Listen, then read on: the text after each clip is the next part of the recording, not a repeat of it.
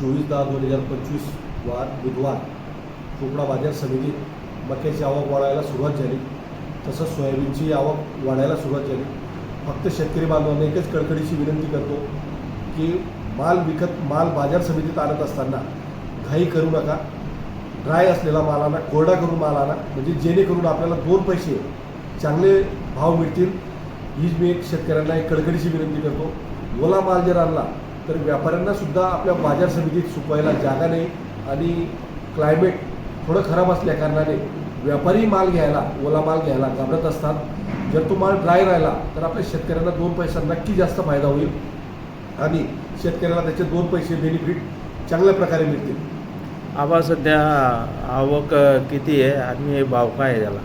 काल मंगळवार रोजी 400 क्विंटलची आवक आपल्या बाजार समितीमध्ये मक्याची होती आणि 130 ते 150 क्विंटल सोयाबीनची आवक आलेली होती. याच्या व्यतिरिक्त जिनिंगांमध्ये सुद्धा आपला डायरेक्ट माल जात असतो.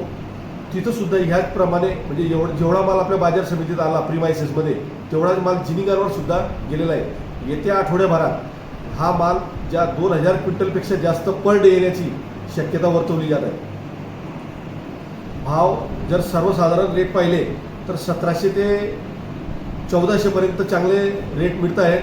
अजून याच्यापेक्षा जर जास्त ड्राय माल असला, कोरडा माल आला तर आपल्याला 2 पैसे शेतकऱ्यांना चांगले मिळतील असं व्यापाऱ्यांकडनं सुद्धा आपल्याला शब्द आलेले आहेत.